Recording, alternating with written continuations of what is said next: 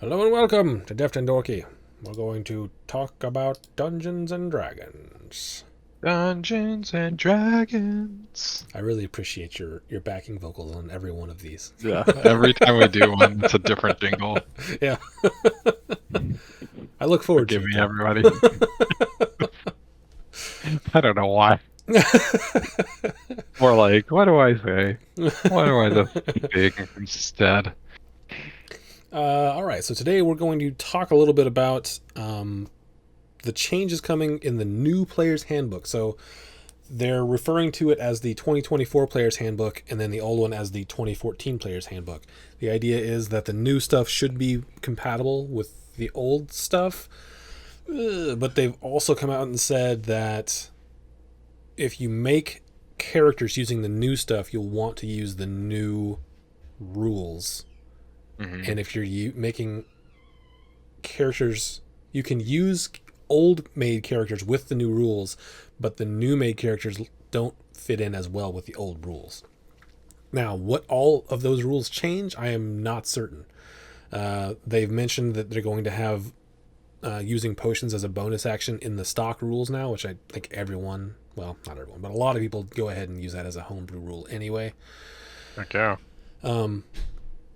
But what I kind of wanted to touch on, I was going to go over a few of the changes of the different classes that they've talked about so far, and then talk about how you think we want to try to integrate this, if at all, into our game.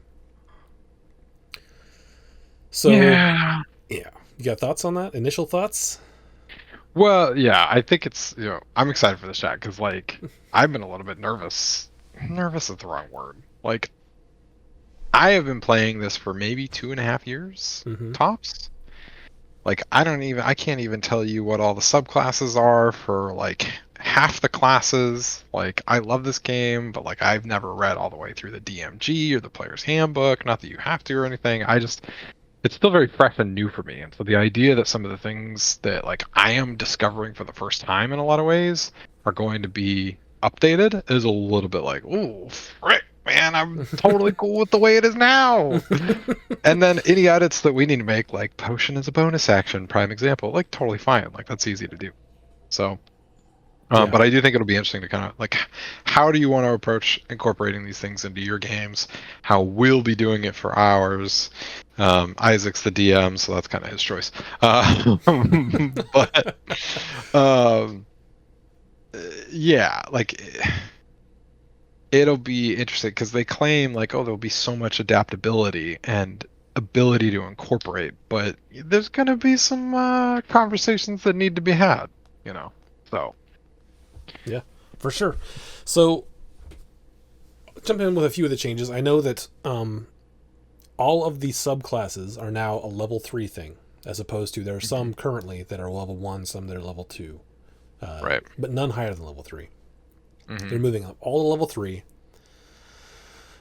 and I don't particularly like that. I think that it's cool for, like, especially like a class like Sorcerer or Warlock, to know their Hmm. subclass at level 1. Yeah. Which I guess, I mean, if you're it's easy enough to sort of integrate that into the role play, and then once you hit 3, you're like, haha, I've unlocked some of the stuff that is, in what my subclass was going to be all along. But if you don't know what subclass you're going to pick, then it can be kind, I mean, you can write in the story however you want, but like it seems like it can be kind of weird to suddenly, oh, my like my now I know what my deity is as a cleric now that I'm Yeah. 3 levels in. Yeah. Exactly. It's like this assumption, like, well, you're all starting at level 3 anyway, so let's not. Or yeah, or as a Especially for like, warlock, oh, now I know what my patron is, or I mean, yeah, or what my patron gives me. I don't know. It seems a little weird. like paladin. I hated the progression for paladins. Like that sucks straight up. It's like, let me pull that up because it's so goofy to me. You get your Um, oath at level 3, which is yeah, it's not changed because that's when your subclass is. but to me, Um, like, there's elements of like, where was it? Like, I don't know. Like some of these things, roleplay wise, are just like so like, oh, this is my character and this is what they do. And like you said, the cleric is just like don't you have that whole God thing figured out by that point? Or it's like, nah, I'm level 1. I'm still kind of like investigating this church. I'm not really like joining it yet. Yeah. So, Which again, like these things can be set up for you to sort of know ahead of time and unlock in the game. But at that point, why not just leave it where it is? Like the whole argument for them that I've seen is that it's like that's a big decision to make at level 1. And I was like, yeah, it kind of is, but at the same time, it's kind of like if you're, I don't know, if I'm going to make a character like that has to know those things, I'm going to know that when I make the character anyway. mm-hmm. And if you're not going to know that, like I said, it can be written in strangely, like, but it doesn't feel right to me. But that's Nobody's telling their one of the changes. You're bringing a couple friends in to play D&D. They've never touched the game before. Nobody's telling them to play cleric anyway. You know what I mean? They're like, here, have a fighter. Yeah, here's a monk. Oh, you want to cast some spells? No. Ranger. Exactly.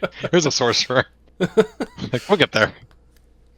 So yeah, I'm resistant to change, but it's gonna happen. I think that there is an element of it where it's like standardization and unification. Like, I get that there's this like desire for simplicity, but I think a lot of people that enjoy these kind of games do so because they are high involvement, steep learning curve games. You know what I mean? Like, I could just go play pick your like legacy style game. Like, I could go play Settlers of Catan if I want kind of like a deeper yet simple tabletop experience. Like, I'm choosing to play D&D because it's like, I'm a fucking nerd, guys. Like, come on.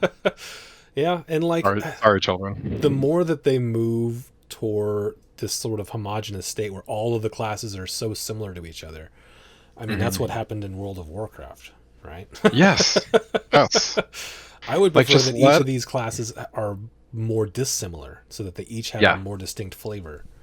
I agree. Like, to the point where it's just like, they feel sometimes too similar. Like, that's what I like about I don't know if we want to jump into this yet, but like the weapon changes, it's just like sick. Like, you're giving an additional layer to like differentiate my barbarian from my like rogue. You know what I mean? Like, we're both rolling the same dice pretty much.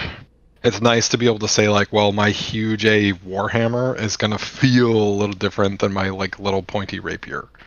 So yeah, that's one of the changes we can jump right into is weapon mastery. They've got this new system where like all these different kinds of weapons will have different sort of side effects to them.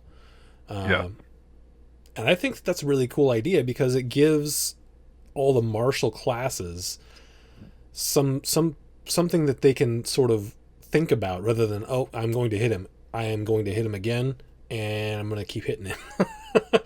Versus spellcasters who have like this plethora of spells that all do different things and they have to sort of think about. Well, and those spells all have like additional effects half the time. Yeah. So it's like, it just makes sense that like, we'll let the martial characters do the same thing. You know? And I mean, we can go over some of them. Like, so some of the weapons are going to have a thing called cleave. An example weapon that they've given here is Great Axe. And what that does is you'll be able to hit a creature with a melee weapon, and you can make a second attack against a creature within 5 feet. So you can hit 2 with a big enough weapon, which is a cool thing. Now, if you don't use a Great Axe, maybe use a Great Sword, and you can use Graze. The thing with Graze I don't really like is that if you miss a creature with your weapon, you deal damage equal to the ability modifier you use, which is a cool idea, but I feel like it should be reeled in just a little bit. Like, if you miss by more than 5, I think you should still just miss. Yeah. Because if you're rolling a 2 and you're still doing damage, like, I don't know, that feels a little weird to me. Because whenever I narrate like combat, And I go, oh, you just swung wide. And then if you roll a 2, I'm like, yeah, you were way off. But nope, you still Yeah. managed to hit him a little bit. Right. He dodged Yeah. out of the way, but you still got him. Which I'm a huge fan of, like the idea of like escalating and scaling up stuff like that. Like I hit more than 5 so that I'm going to do even more damage. I don't know. That's more complexity. If your table wants that, great, you know. Mm-hmm. So, but yeah. I wanted to ask about this too. This is kind of a tangential. With one thing I will say is that with these weapon masteries, like what does that do to like certain subclasses like Battle Master? You know what I mean? Mm-hmm. Where it's like a lot of people I think chose that because it's like, oh, finally like a martial class where I can like do cool stuff. Yeah. Like sometimes I was reading through those weapon masteries and I was like, I swear I've read this before somewhere, and it's like I think this is a Battle Master thing. Some of That them feels are. bad. Like Yeah. push, great with like a great club, is a thing that you can get, and you push people 10 feet straight away. Now that they have come out and said that like if you do a push attack with a push weapon mastery, you can stack them, so you can shove them like a million feet away, which is it starts to get a little silly for me. But sure, But I also guess. cool. Yeah, also cool. Also cool. Yeah, there's slow, topple, vex. Like each one of them has like a little bit different flavor, which I like a lot. I think this is a very Yes. cool idea. This is a move in the right direction. Um, No more unification, deepen the complexity. Make it harder for people to get into the game. so that's what we're doing. That's what we're doing. Bring back gatekeeping. So yeah, I think it's a cool idea. I just don't know if it's. I don't know. And some of these things. I mean, all these things. I'm going to have to wait until the actual book comes out and read through it and make sure I have a full grasp on it, rather than just getting the highlights of the the videos that they put out, or the previews or whatever. Yeah. The articles and stuff that they put on there. Yeah, but something like this, like I mean, I feel like that's a pretty easy integration into the current rules. You can just be like, okay, you know, whenever they get it in the new stuff, that's the level that you get it at, the weapon masteries, and you can pick whatever the thing says. That's like, let me ask you one that this. we'll bring over. I mean, that's a really cool one. You touched on it. This could have just been like a addition to the rules. I can't remember exactly what you said, but there's a small part of me that wishes this was just another Tasha's Cauldron of Everything or Xanathar's Guard to Everything. You know what I mean? Absolutely. Where it's like, I don't know. I guess I mean, But so there's a thing called the Adventurers Club, which is like an quote unquote official D&D game that you can go to like a game shop, and then there's someone there who like a official DM who runs it. And I think they have a limited amount of things that they can choose from, which is mostly like Player's Handbook. Like I don't think they always get the Xanathar's Guide or the Tasha's Guide. So this makes changes to that. I don't know how popular that thing is though, so I don't know how many people are going to benefit from this. But a lot of the stuff that was in Xanathar's and Tasha's got moved to this book. So that does help them for those types of things. What's weird about that sort of angle on it is like, oh, we're helping out these people who play in the Adventurers League. There's only 4 subclasses per class in the Player's Handbook. Yep. That is considerably less on things like Cleric and Wizard. Yeah. So I don't know. Well, I don't know where they're going with that. you know, I had this thought too the other day. Baldur's Gate 3 just won Game of the Year. And I'm sure that D&D has brought in another horde of new players that are like, I like video games. Oh, this is one of the biggest mainstream video games in the world right now. Oh, this is super fun. Like, maybe I should try TTRPGs. And it's like they chose 2024 to be like, glad you came. If you just joined a table and you're just figuring it out, let's make this harder for you now. You know, like... Yeah. And I mean, I guess the counter argument to that is like, well, you don't have to. You can just forget about these. Yeah. But yeah, everyone's going to want to know what's going on if that's... especially like people who come in from video games who's like, oh, new patch. We gotta try the new patch. Yeah, So, I don't know. it's tough. But it'll be fun and it'll be cool, it'll be new.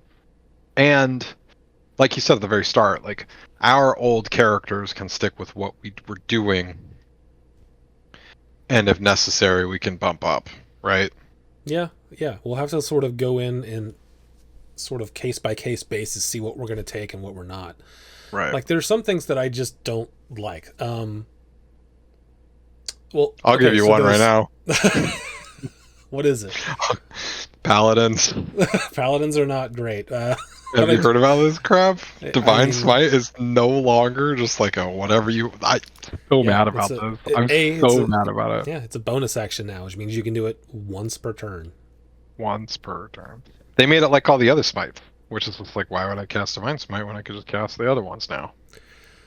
Yeah, I don't know. Like, I guess because you get one for free without a spell slot, so you use one. But like, yeah, otherwise that's a big nerf to paladins. And then they're like giving them horses, which I don't understand. Have a horse You too. get a horse.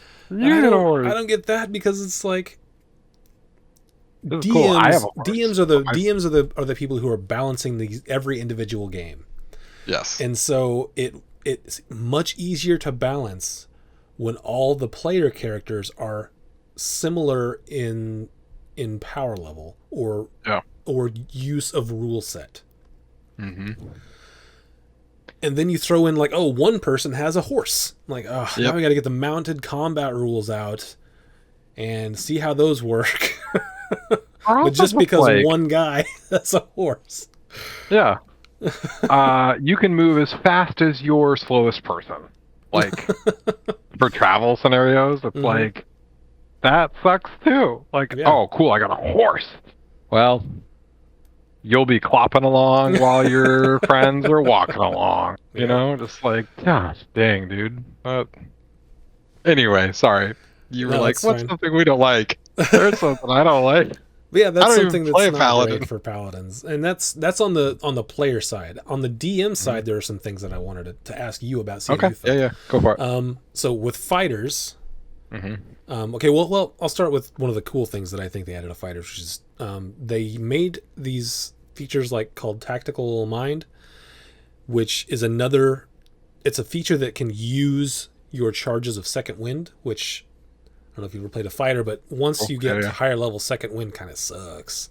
Yeah. Because how does it scale now? Like it is 1d10 plus your fighter level. Yeah. So a maximum of 30 hit points at max level. And once you're max level, 30 hit points is not a lot. No. But they're giving you these things that you can use those charges of Second Wind on. That, let me see, let me go down to 1. You can use it on a failed ability check. You can spend that D10 and add it to your roll, and if it's not expended if you still fail. But that's kind of cool. I don't know if I love it, but it's kind of cool. Do you add the D10 to your roll? Yes. Okay, so you still have Indomitable, I assume, where you could re-roll if you need. Indomitable is the thing that I'm not sure I like. Okay. But first, there's also Tactical Shift, which is another thing that uses Second Wind charges. As a bonus action, you can use it and then move up to half your speed as part of that bonus action, and you don't provoke opportunity attacks. So just some more like tools to use in combat, which I think is a good idea because Second Wind is sort of lackluster. Yeah. Now, they've changed Indomitable to where when you fail a saving throw, you can re-roll with a bonus equal to your fighter level. And you get that at level 9, which means that you'll be adding a 9 to your whatever save it is.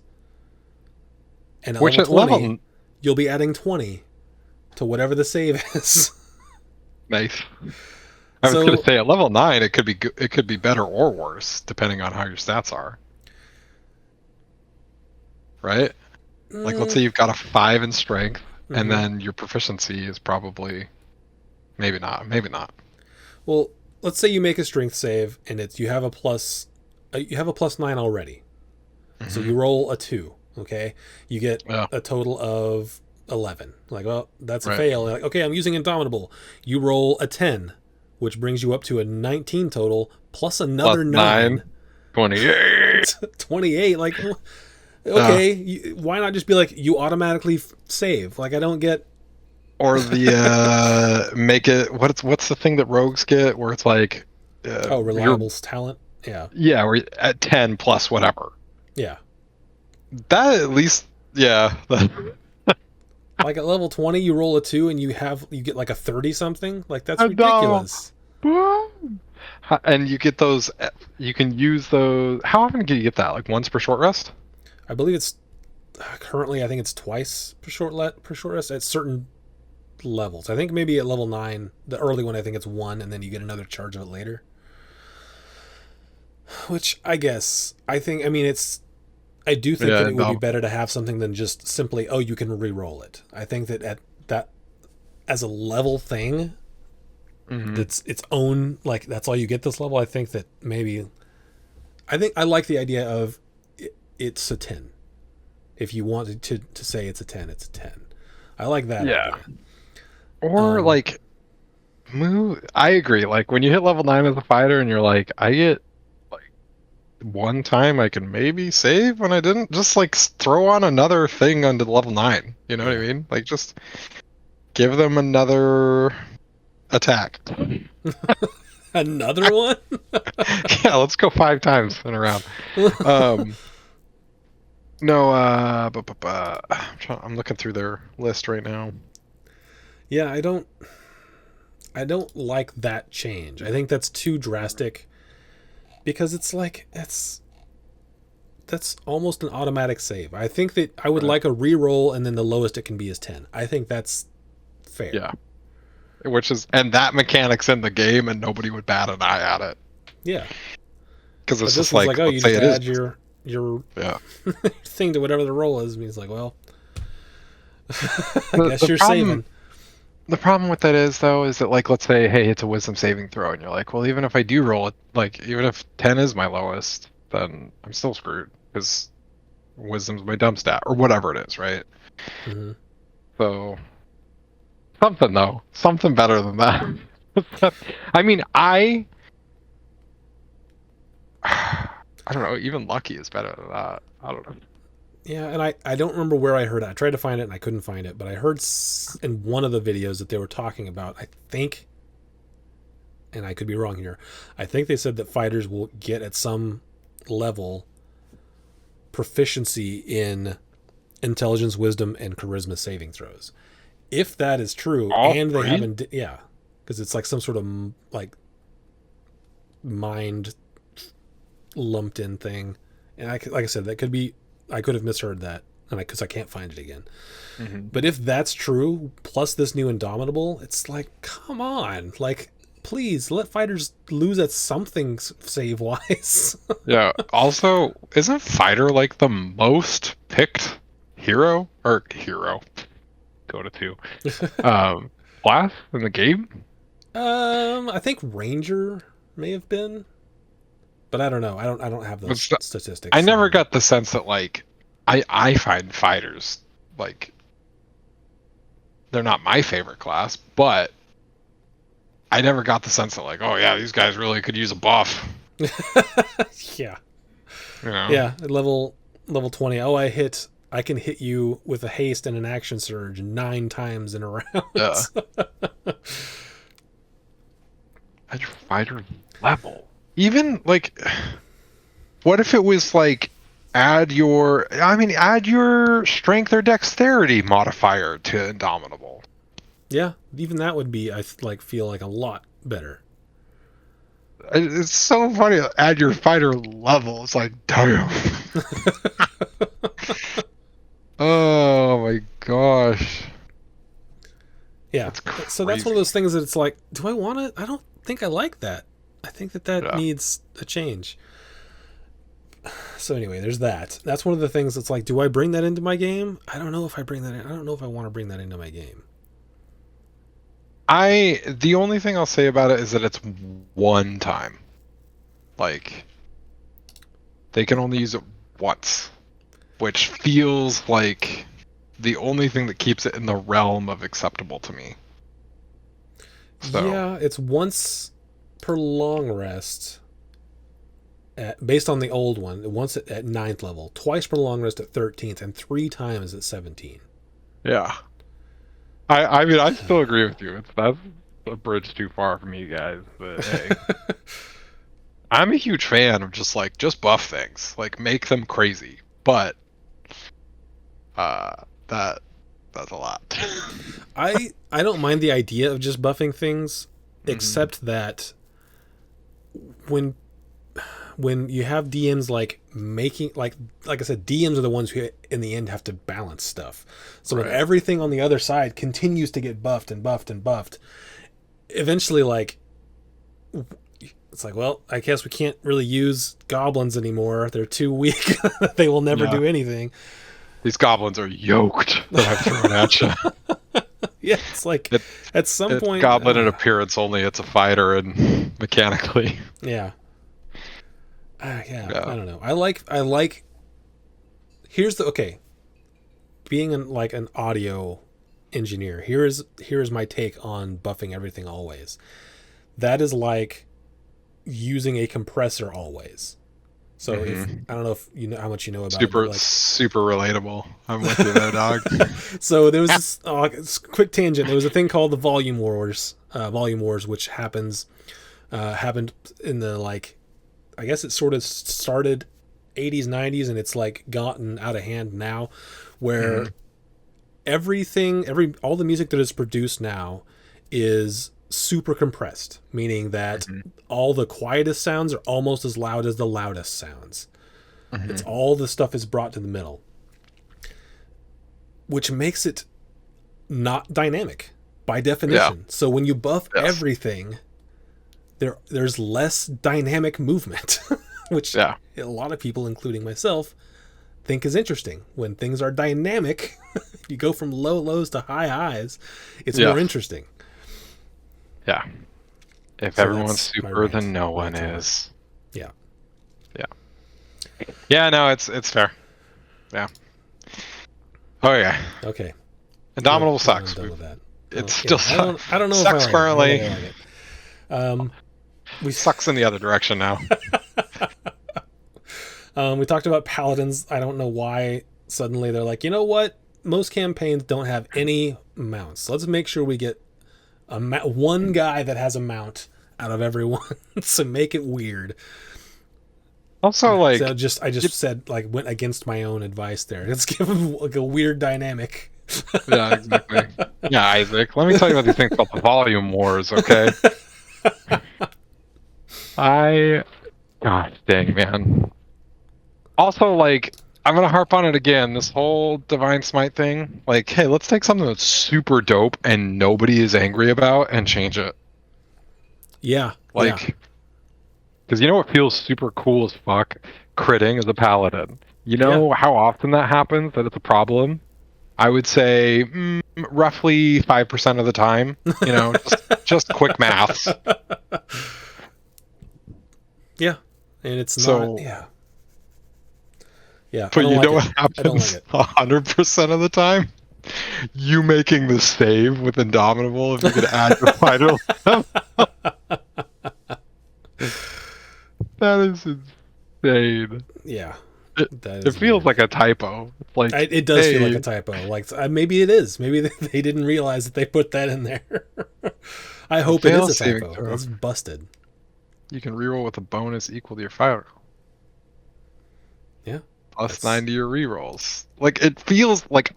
Here you go. If they said use your fighter level in lieu of your proficiency bonus, or whatever your saving throw bonus is, would that make you feel better? It's still I'm level 15, so fuck you. But yeah, I still, because then at level 9, I think your proficiency bonus is it's plus 4. So that means that you're adding a 9 to it if it's something you're good at. Right. and if it's something you're bad at, you're not. Which I think that seems kind of fair. Like as a fighter to get Indomitable, and when you re-roll, you can add your strength or dexterity, whichever is greater, modifier, like your strength or dex saving throw. I think that sounds reasonable to me. Yeah. I like.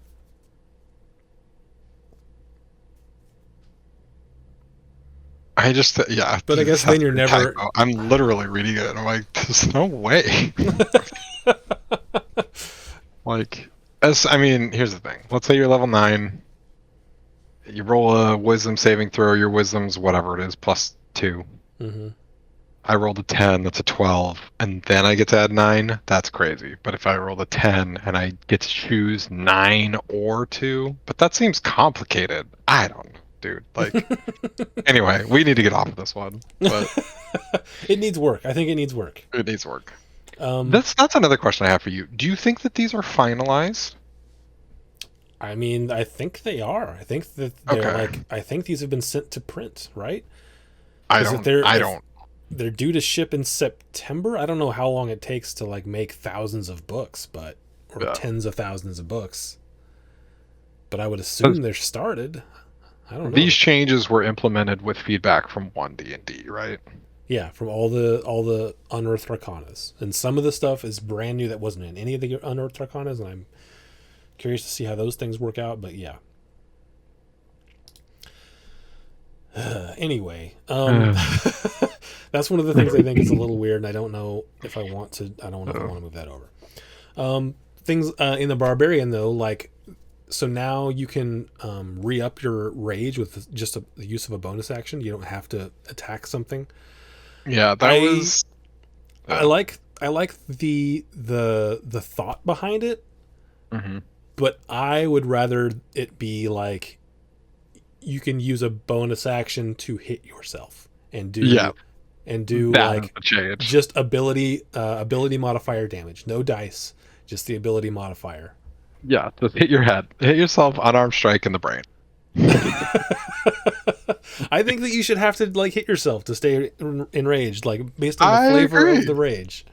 Yeah, just like oh, and it could just be an unarmed strike. Yeah, That's like Kylo fine. Ren it, where you like he's hitting himself.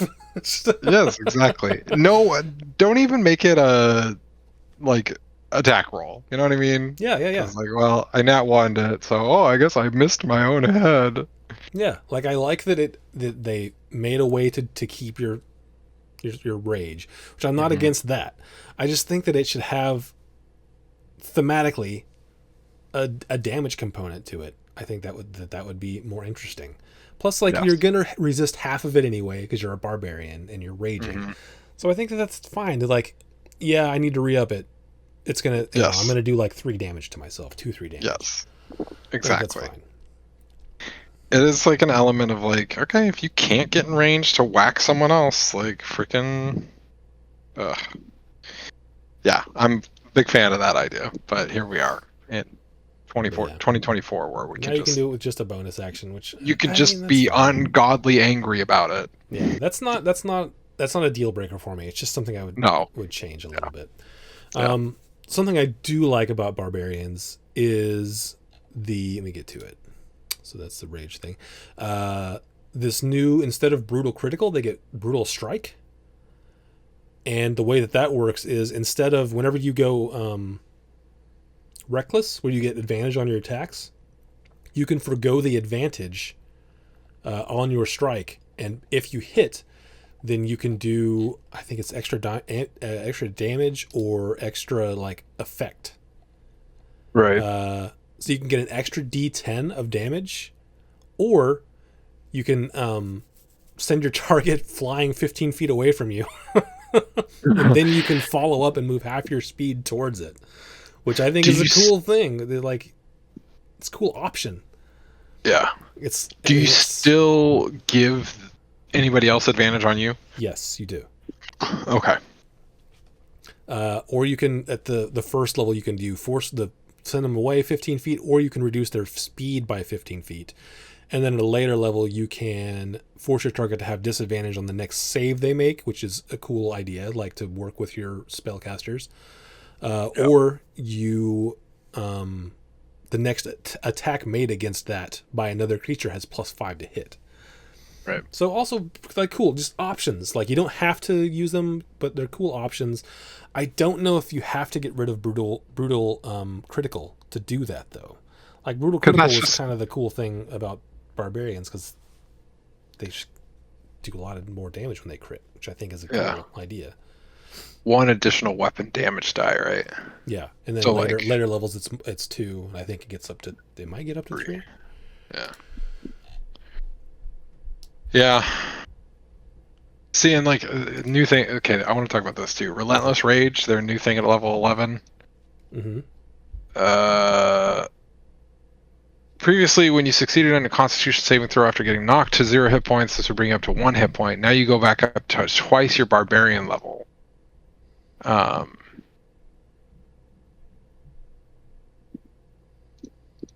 interesting. I don't know. There was something. Yeah, I mean they try to justify that by like you were at 0, came back to 1, and then before you could do anything you were back to 0 again. But at the same time, like, you soaked that damage. Yeah. So I don't know. I feel like that one was okay where it was. This could. Yeah, I don't know. I think I liked it better the way it was. This one is okay. But I'm not a huge fan of it. Did you have more to say on that? No. Well, that was different than something that I had seen. Maybe it was a rework to one of the subclasses. What was it? Because I think that, so if I remember right, they kind of nerfed the crap out of the Zealot Barbarian. Where I can't remember what the change was. It was to do with like maybe the material component to resurrect them or something like got put back in place, and some other reads that like just you can't be like when you rage you can't die, like so angry man can't die kind of thing. I think was changed slightly, which is like that's kind of lame. Like that was one of the cool things about picking that subclass is like I'm so pissed you literally can't kill me. But anyway, I don't know what they changed there. Replaces I'll have to find it, death, gives you fly speed, damage resistance, and the ability to expend the use of your rage to prevent you and your comrades from dropping to 0. So yeah, I'm not sure exactly how it works because that has not been put out in writing yet. But yeah, I don't know. I think that some of those changes are cool. I like the idea of adding these brutal strike options. Just to sort of, I don't know. That almost feels like a fighter thing, though, too. So I don't know. I don't know if I like it. I feel like options is cool, but you got to keep it in theme with the flavor of it. Yeah, right? Because you want the dynamics. Yes, you don't want everything to be the same. So I think I like brutal critical. If I have to choose between brutal strike options and brutal critical, I would rather have brutal critical. Mm-hmm. Yeah, it's simpler, but I think the options they put in there they don't feel as like battle, what is it called? Battle Master? Why am I forgetting this? They don't feel as like finesse-esque, so it's like, okay, these are fine, but I do agree, like, why get rid of that? Just, like, have it be a part of that, too. Because, again, like, how often are you rolling a crit? Like, if you felt like that was kind of lame, just add to it with these components. I don't know. I also feel like it's weird to kind of morph that into Reckless, but... Yeah, it kind of is. Because it's like, I'm going Reckless, so, okay. But... I think that it sort of makes sense in the first one, the one where you knock them back 15 feet. Like, I'm going Reckless. If this hits, it's gonna do something extra, like forcefully. But the other ones, like the one where you reduce their speed by 15, that doesn't make as much sense because it seems like that would be, I don't know. I slammed it on your foot and now you can't walk as fast. I guess I don't know. Yeah. But yeah, they definitely, it starts to get into I don't know. You could tell the story any way you want, but it does start to feel more like Battle Master, which is a cool class, but it's not what I rolled. I rolled a barbarian. Right, exactly. Just want to hit stuff. Yeah. So given the choice, I prefer brutal critical to brutal strikes. Yeah. Let's see, the wizard. The big thing is that like I said, we touched on earlier, is they've only got 4 classes now, which feels bad, because each one is supposed to be incorporated into a school of magic, and there are now more schools of magic than there are subclasses for wizard, which it feels bad. Like, Yeah, that's weird.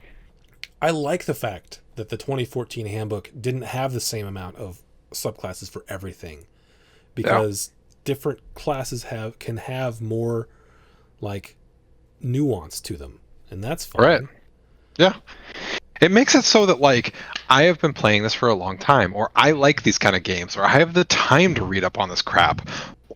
Or, differently, I've never played this game, and neither have any of my friends. We're all just buying this box from Target, and we're going to take it home. Like, that's fine. Like, there's a reason that Wizard wasn't included in that initial, like, startup set. Like, let people have, like, the barrier to entry for certain things. Not all of them need, okay, we got to have 4 subclasses for each one, guys. Like, well, okay, some of these we're going to shave down, and some of them we're going to bump up. Yeah. So. Yeah, it's disappointing. The thing that I do like that they changed about Wizards was once per short rest, you can swap out a prepared spell for another one in your spell book. Which I think is a cool idea. Yeah. As a wizard. Like, they should call that cram or something. fuck, the test is next. Okay. All right, gotta go with this. Yeah. I like that. I love that idea, because if you're like, I hate the idea of, oh, well, I have that spell, but I can't do it till tomorrow. Okay, let's go take a long rest. Maybe things will be not suck when we wake up. I like the idea. It's like, okay, give me an hour and I can get this one spell done that was critical to what we're doing. I think that's a very good change. That is one that I will probably try to bring over. Rangers are strange. It looks like they are almost a new class. Like, they got rid of a lot of the old things that weren't particularly useful, like Natural Explorer and Land Stride and Primal Awareness, and they sort of replaced them with other things. I'll have to wait and see how I feel about all those. And they added some sort of strange things, like all the half-casters now start getting their spells at level 1 instead of 2, which, okay, sure, whatever. I kind of liked the idea of them getting at 2, but it doesn't, I mean, it's not that big of a deal, I guess. It gives, like, when I think about this stuff, I think about, like, who's playing this, and it's just like, it gives those people that are like, okay, brand new table, brand new players, level 1. Like, I think about them. You know what I mean? Like, how many tables start at level 1? And if you're a veteran table, you're probably not at level 1 for very long. You know what I mean? Yeah. So,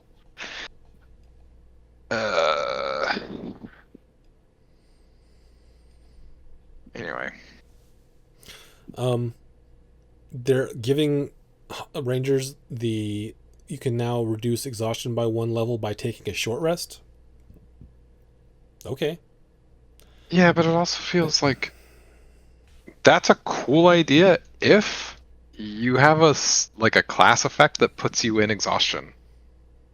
Yeah, or if it's just a more common thing that happens, but exhaustion is not particularly common. It's pretty uncommon.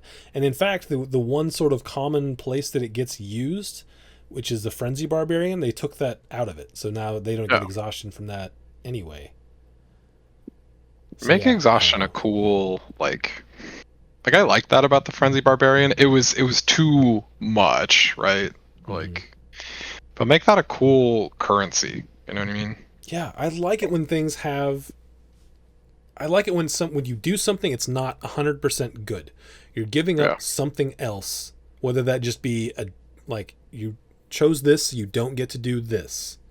Right. You chose this, so here's the downfall. I like it whenever things have their own consequences, and they don't all have to be like devastating, but just something that makes it feel like you have to, your decision matters on which one you choose. Yeah. And I feel like they're sort of moving away from that in a lot of ways. Yeah. I don't know. Well, I'll have to see when the whole thing comes out, but I keep pulling us back to the macro of this. I wasn't there when it happened, but from what I understood, a lot of people reacted poorly to 4th edition, to the point where they're like, we're going to play what we call 3.5. Yeah. Pathfinder. And it makes me, yeah, it makes me wonder how people will feel about this and the motivations behind it. Because for me right now, my initial, like, I'm just going to keep playing 2014 or 5th edition or whatever you're calling it. Your unwillingness to call this 6th edition, and not because I think it necessarily sucks, but because it's like I was happy with what I so yeah, it's kind of a weird timing thing because all these new people are getting into this game like within the past 5-ish years, I guess. Mm-hmm. And it's like it's with a big bump within the last like 2 or 3 between the Dungeons and Dragons movie and Baldur's Gate 3 and more popularity from things like Critical Role and Dimension 20. It just seems like a strange time to update your rules, which I get. I get to them, it doesn't seem like it because it's been 10 years of these rules. But I feel like they could have just kept on making addendums like Tasha's and Xanathar's. Yeah. Stuff that you don't have. Like, it's cool. There's some more options for you if you don't like. Yeah. I don't know. Anyway, sorry. Yeah, so the only other thing I thought was cool about Ranger was that Hunter's Mark, you can no longer lose concentration on via damage, which I think is a good... I think it's a fair change, since that's like where their primary damage comes from. Their shtick, yeah. Yeah. It is still concentration, so you can't like concentrate on that and something else, which it's a good idea, I think. Right. But not being able to lose it based on damage, I think that helps a lot. Warlocks changes. Again, subclasses to 3. I don't understand this one. Where was it? Let me find it real quick. All right. Level 2, Magical Cunning. So Warlock's pack magic and spell slot progression works the same way for the 2024 Warlock as it did for 2014. Okay. You also can still recover expended spell slots at the end of a short or long rest. All right. Yep. Got it. Magical Cunning gives you another way to recover your Warlock spell slots. However, now once per long rest, you can use this feature to spend 1 minute on a ritual that restores half of your maximum spell slots rounded up. So 1 to 2 spell slots?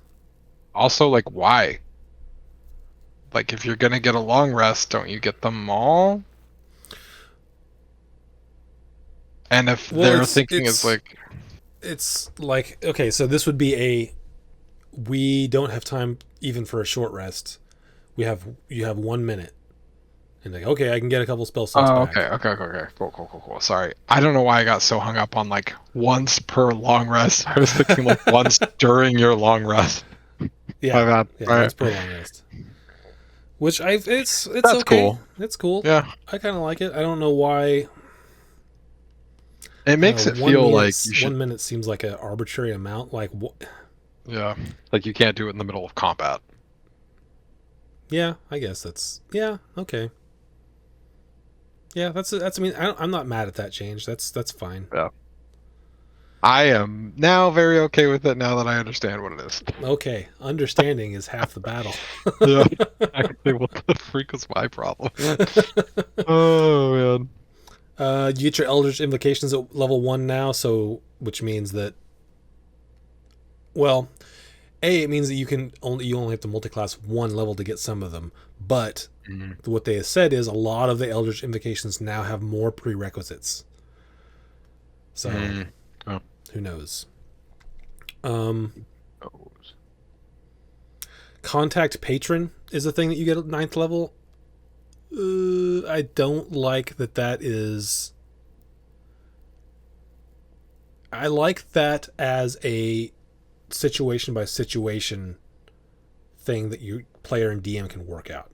I don't like that they added it to the rules. Because I feel like there's some patrons who will not allow themselves to be contacted like is described in this feature. yeah. Like, communicate with their patrons. Some patrons like, no, I don't care what you have to say. We have a pact. I get whatever out of this. Do as you will, little guy. Yeah. So yeah, I think that that's a cool idea, and I think that it's very cool in certain situations, but I don't think that every warlock needs to have that. Well, and this feature grants you the spell Contact Other Plane as an always prepared spell. And Yeah. I'm like reading through what the spell does, and I'm like, who would want to cast this other than a warlock? I mean, I guess depending on your table, of course. I just think that like, so it's so thematic. Anyway, yeah, I don't know. This does feel like, you know how sometimes they put something into the mechanics because it's like, hey, everyone should do this anyway. Okay, really, we want you to do this. Like, it's a cool thing you can do. Try it. Okay, you're not doing it enough, so please. Now it's mandatory. Level 9. Here you go. The beatings will continue until morale improves. Exactly. Exactly. Yeah. Yeah. I don't like the sort of forcing of RP. We've talked about this before. That's one of the reasons I really like D&D, is because it leaves the RP very open and doesn't have a lot of rules and limitations on it, so that you can that's the part that I want to do.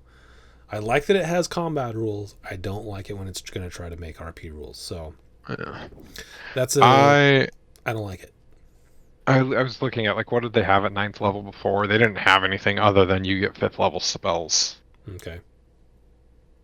Which is a big deal.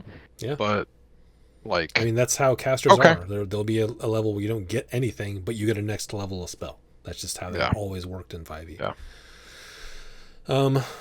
Okay. Cool. Warlock. Moving on to some of the changes in Rogue. The big change, of course, they get weapon mastery, and they made steady aim a standard thing instead of an optional rule. Mm-hmm. The big change, I think, the biggest change, I think, is the changes to the way sneak attack works. So now there's this cunning strike thing that allows you to spend a certain amount of your sneak attack damage dice to do a different effect. So you can, like, if your sneak attack is 3d6, you can spend one of those d6 and then only roll 2d6 for damage, but also the target has to make a con save or be poisoned for a minute. That's a cool option. You can also trip them for 1d6. You can hit and run with 1d6, and then later you can use more of them. So at later levels you can use 2d6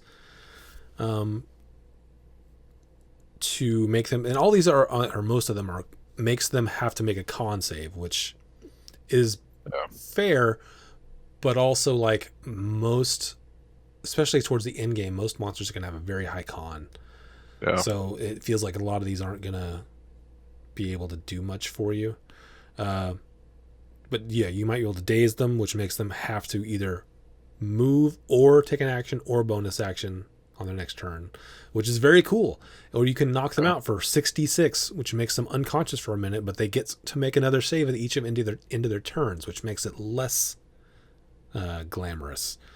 But there's all it's cool. I like the idea of giving you different ways to use sneak attack as options. I think that does fit Rogue in a way that I don't think it necessarily fits Barbarian. Yeah, that's fair. That's a good point.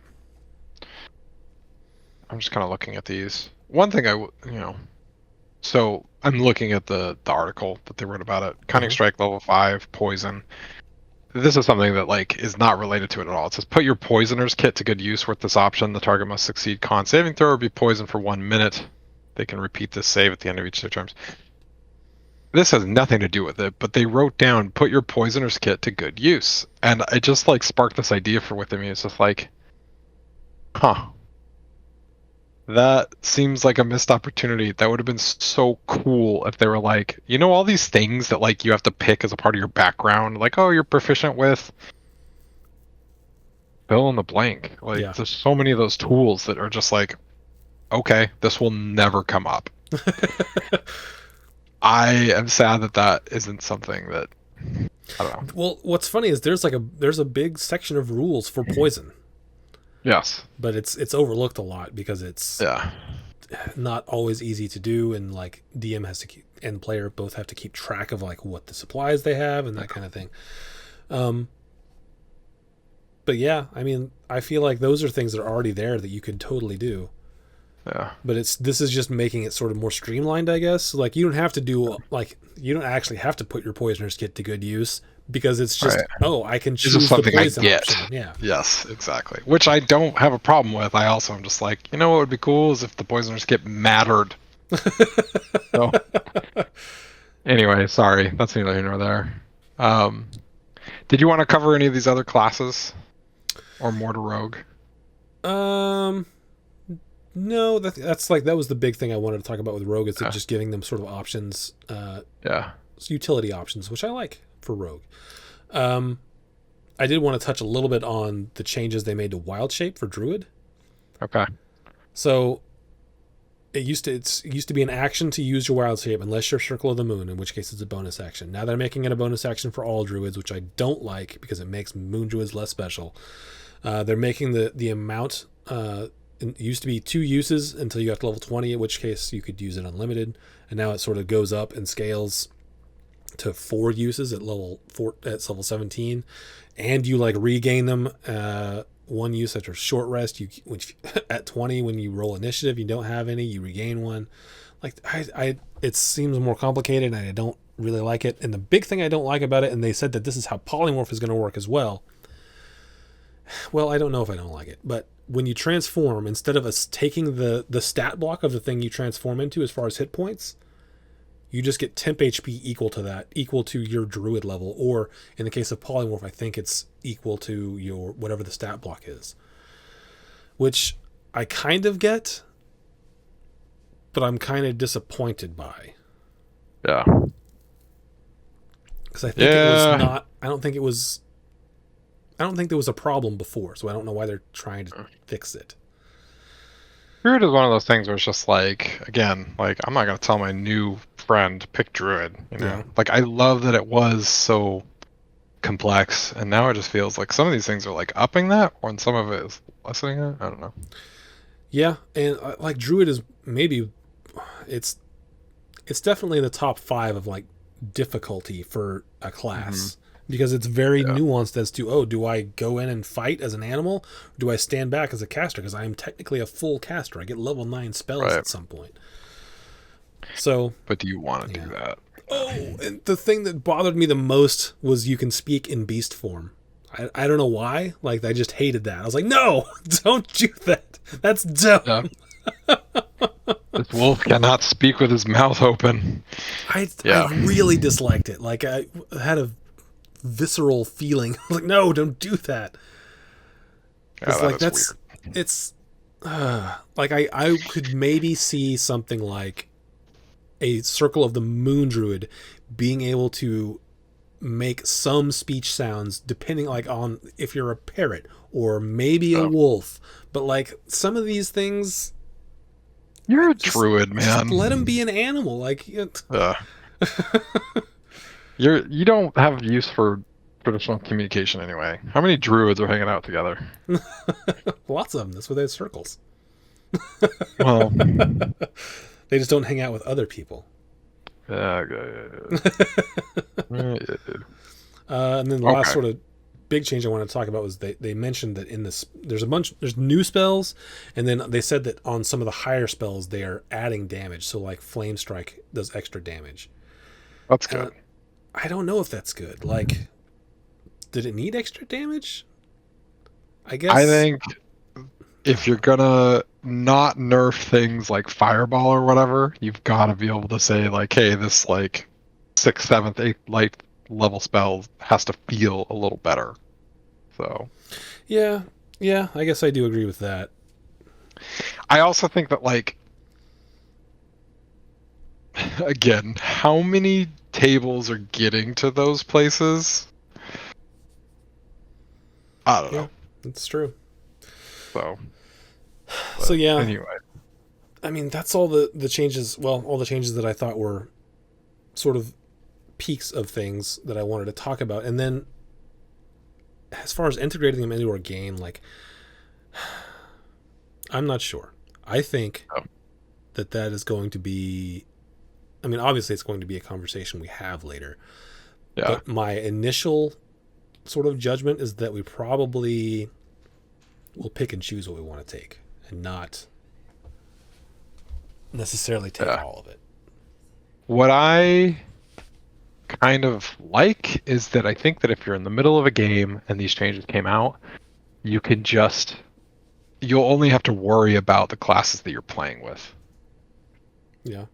If that makes sense. Yeah. I mean, the DM probably has a little bit more finagling to do, but anyway, like every monster has different stuff to worry about too. Yeah. So, but yeah, again, goes back to just communication. But yeah, and I'm not. I mean, I'm not entirely sure as to what all these rules changes are. That they seem to think that the old classes are not going to work as well with. Like they've really said nothing that the older classes aren't compatible with, other than like, oh well, there's these new weapon mastery things that you won't get in the old classes. Like, oh, okay, but I don't know.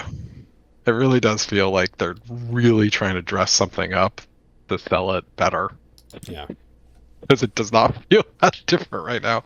I mean, some of the things feel like, oh, that's a huge change, but it's like that's not like something that can't be plugged and played with. I don't know. So anyway, okay.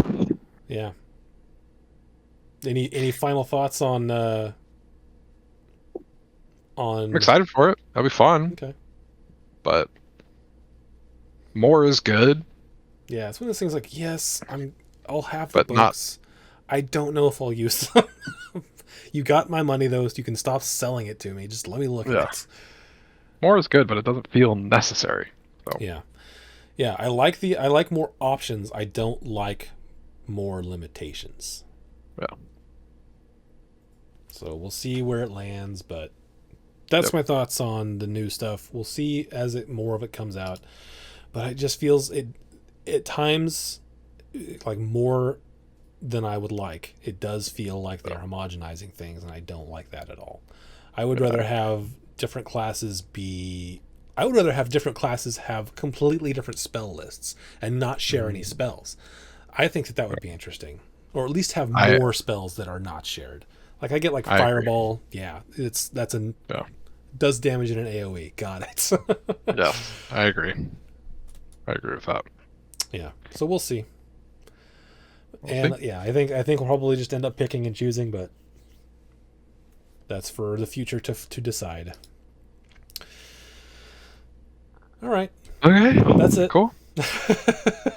All right. Thanks for chatting with me again. Thanks everyone for watching, and we'll see you next time. Bye. See you next time. Bye.